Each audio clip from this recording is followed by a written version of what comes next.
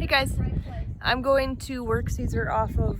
Clients are here with their other dog. Leah's training over there. I've got Cesar, and you know, he usually runs and says hi to everything that he sees, right? Like, or not everything, but that's one of your issues, is that he runs and everything. So I want to show you how to work him through this. I have a speaker box paired to his remote so you can hear the e-collar work. And I'm going to try really hard not to use very much leash pressure so I can really work on, you know, e-collar reliability versus using my leash. Cesar, come.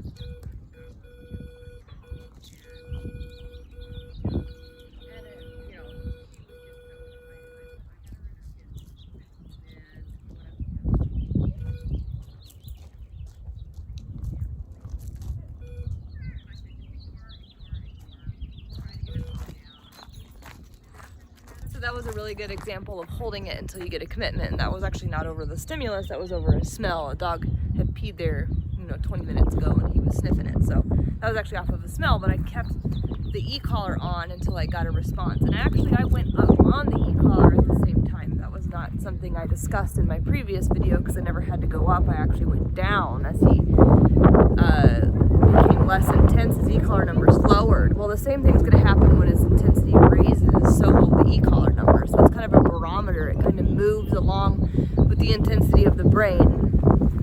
So he's on 3 right now. Now when I face the stimulus, you can't see this again. You'll notice how deeply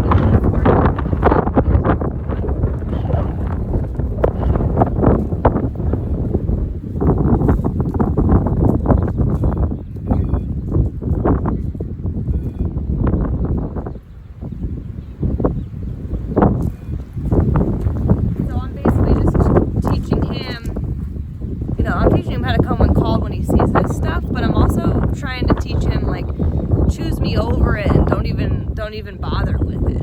Like, you've got your pack, why are you concerned about another pack? That's not very instinctual for a dog to want to run up and say hi to a pack they don't know. It's actually counterintuitive to a dog to do that. It's usually a threat. So I'm kind of backing that instinct of him trying to go towards it and teaching him to remove himself from it and come to his handler.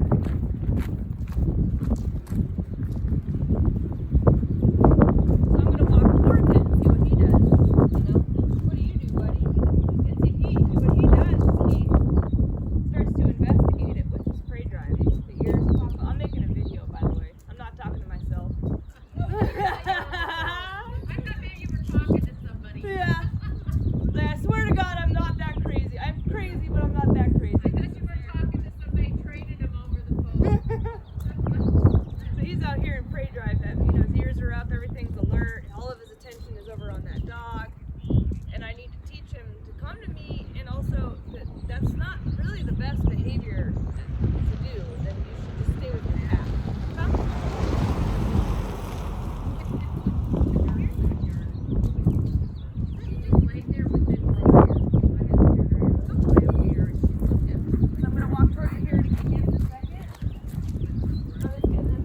Reoriented into pack drive. We're gonna walk towards the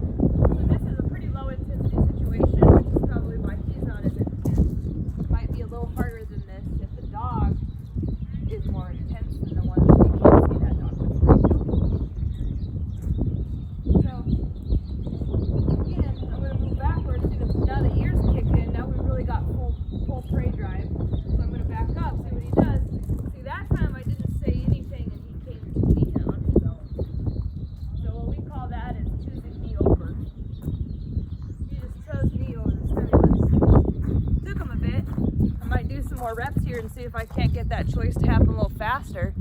But if I don't have to say anything and they peel off of it on their own and choose to come to their pack on their own, I know that we're heading in the right direction. So there he goes again, out towards the dog. Cesar, come.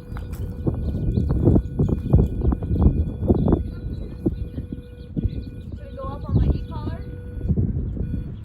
5. Good. Cesar, come.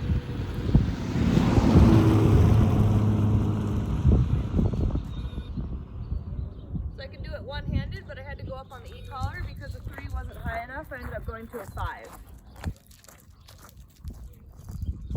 And for you guys, you know, when he's still on leash, it's going to look like this for you. Not, you know, I can just do it one-handed, so you're going to be like this. Cesar, come. As you adjust the dial up. Come. Here.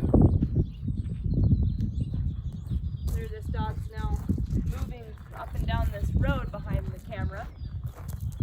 Cesar, come.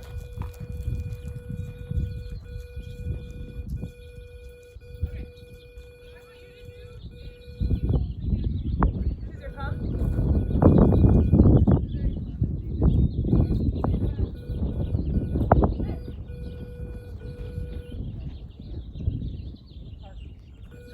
So, you know, when I first train dogs on this, there's not an immediate response because I'm trying to find a level that communicates and not corrects. So as I'm going up, that was a 7. As I'm going up one at a time, I'm trying to find just the right number to get through to his brain without, he's not doing anything wrong right now. He's doing his instincts. I just need to show him which instinct I want him to do. Come. Because pack drive is an instinct too, natural. So why not build on that and say, stay here. That's not your pack, it's none of your business. Stay with me. Go. Come.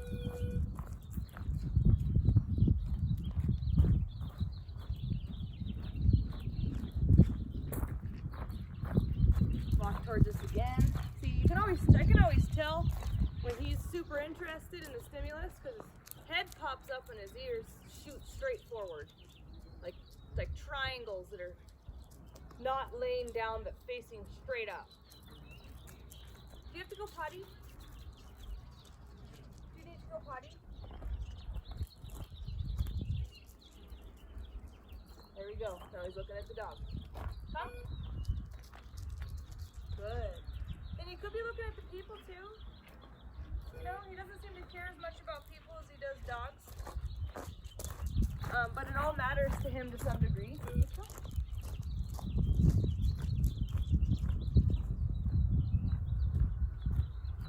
So I'm going to turn back around.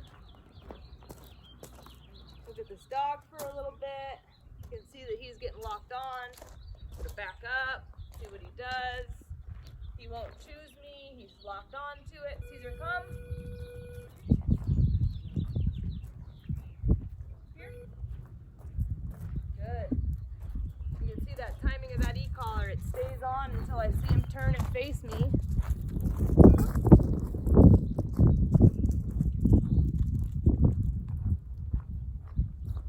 But I'm tying my information of my drives to my information on the movements that I gave you.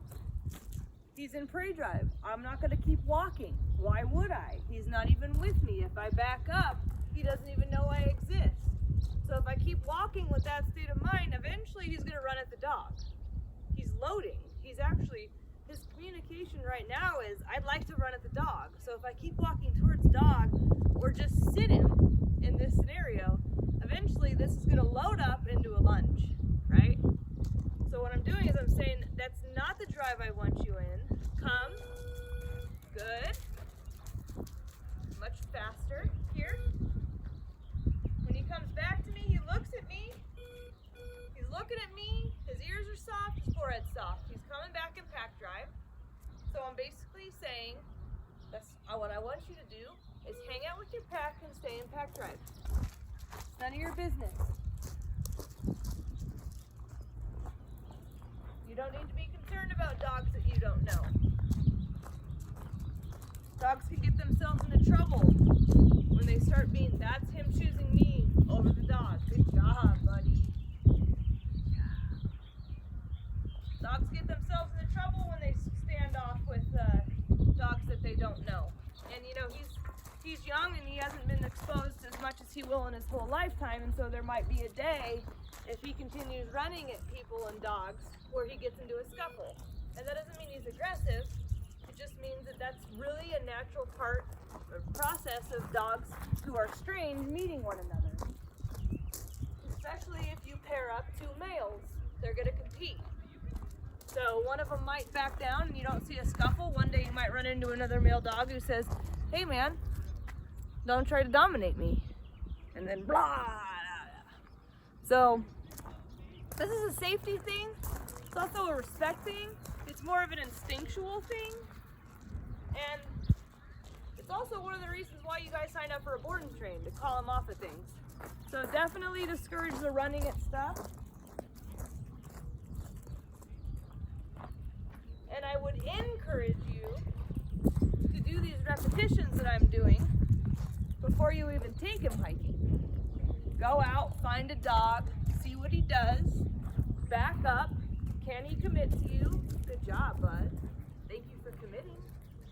I didn't say anything. So again, that backing up motion, I'm getting out of his peripheral vision. So it's giving me a really good idea if he can see me or not.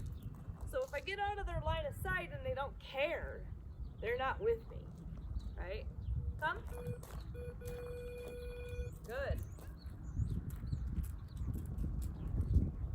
Hey, here. Good. So you find a dog, you go, oh, he's looking at the dog, he's interested, he's curious. Back up, give him line. What are you gonna do, buddy? What are you gonna do? If he won't come to you automatically and turn with you, Cesar, come, call him. Bring him into a here. You can do a sit if you want. Sit. I would only do a sit if he's this calm though. If he's excited, sits won't work. I don't like sitting dogs when they're all worked up. It never works.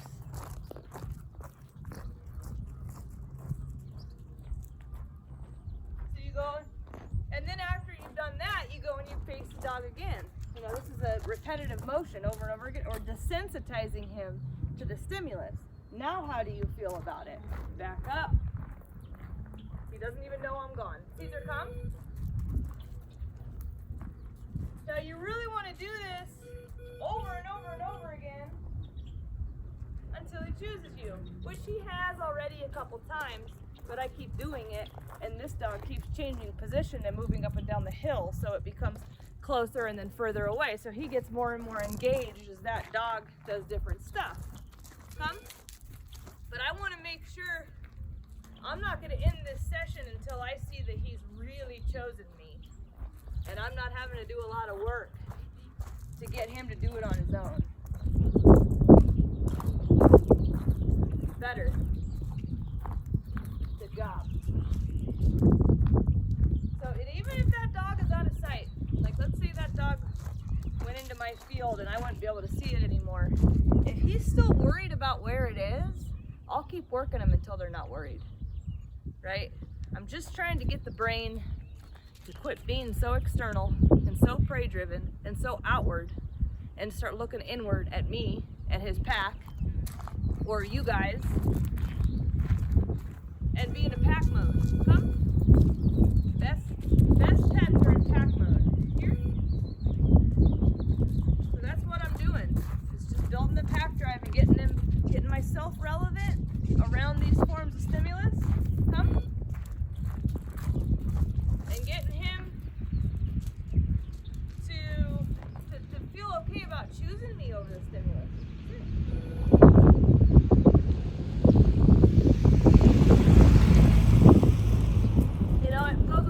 A long way if I turn back up that they automatically do it. When the dog starts doing it on their own, it's much better, much more effective than me having to continuously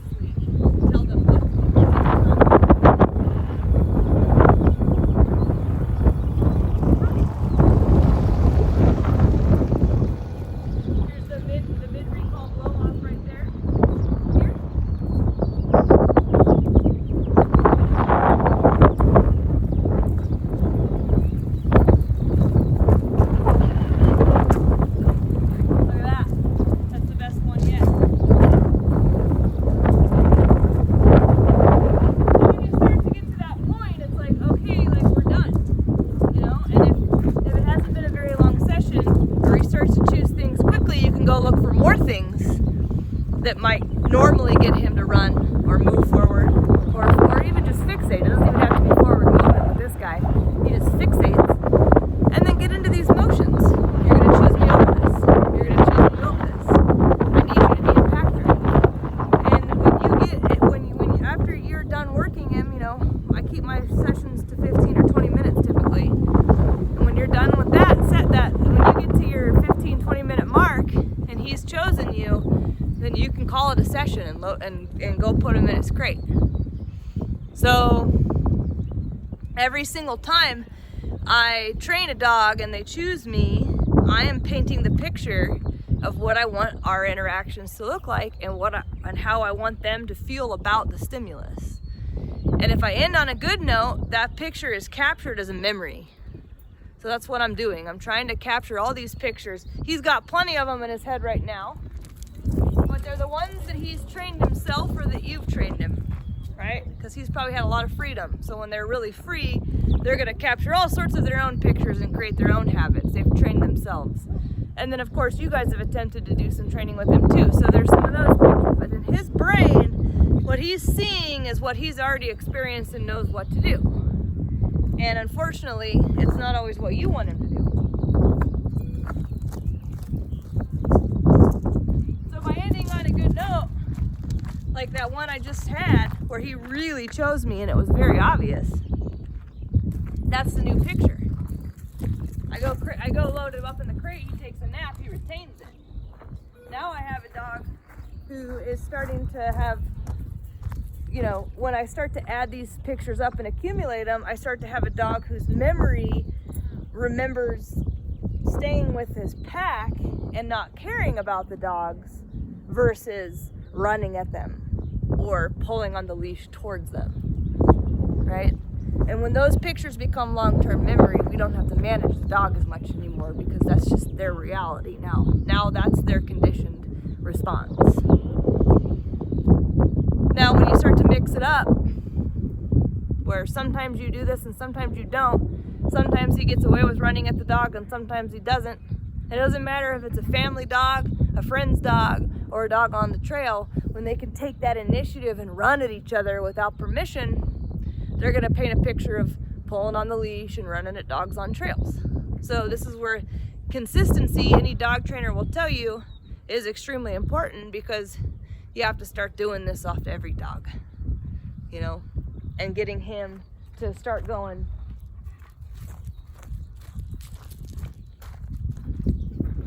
you know, where you have a connection and you're actually going to get him to start looking at you and going, what are we doing? You know, what are we doing here? Right now, he's saying, what are they doing? Who cares, buddy? It has nothing to do with you. Why would you be concerned about that? You have your pack here. You see? So the brain is a powerful thing. It's not even just about physical obedience. It's actually about training the brain how to visualize the world and see it in terms of the handler instead of in terms of whatever their own agenda is or whatever their instincts tell them. Their instincts most of the time go against what humans want. So if we want to train them out, this is one of the ways you do it. And it's just all about switching the drive and getting that dog reoriented with the handler and at the same time creating that choice, you know, can you choose me over? Can you choose me over? Let's go.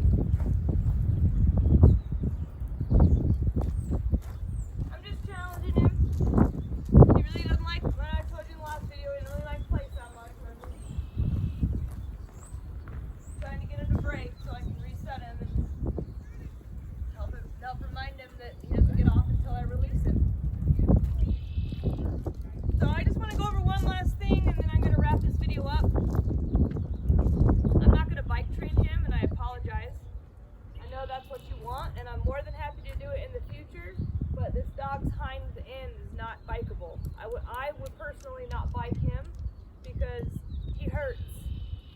And I know you got him on all sorts of supplements and you don't let him jump up and all that kind of stuff, but it doesn't matter how it happened, but something's going on back there.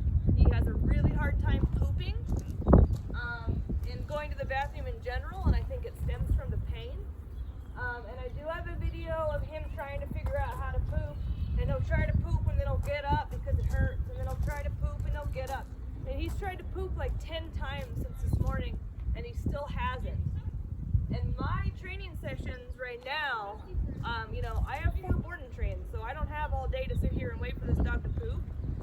So, you know, right now I'm spending about 10 minutes just trying to get him to go to the bathroom before I work him. Because if I don't give him that time, he won't poop. He won't ever go to the bathroom. And he still doesn't very frequently.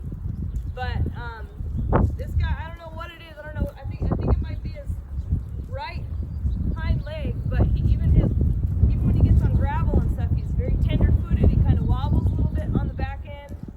He struggles pooping. So the last thing I want to do is run him. And I know you agree with that, although you might not understand why his back end might be bad, but I will show you at the midweek. It is bad. I believe the midweek's tomorrow, so I will show you tomorrow. It's bad. And I would avoid, I'm actually not even going to do fetch with him. I'm going to teach him how to find treats. Instead, do hide and seek, because if he were my dog, I would limit the amount of running he did in general until I figured out if this was fixable or not, this hind end thing. I'm also going to give you a list of supplements tomorrow that are much better than the ones you have him on, so that maybe you can, if maybe it's just natural German Shepherd stuff, and if he has good supplements running through coursing through his body, he might get better. But right now,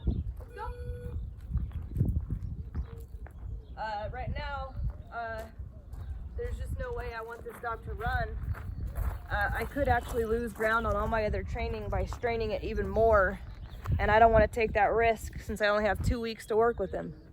So I'm willing to do it in the future, but I can't do it this 2 weeks until we figure out what's going on and you see what I see, and we can come to an agreement that something's up, and then we can move on from there. But anyway, thanks guys.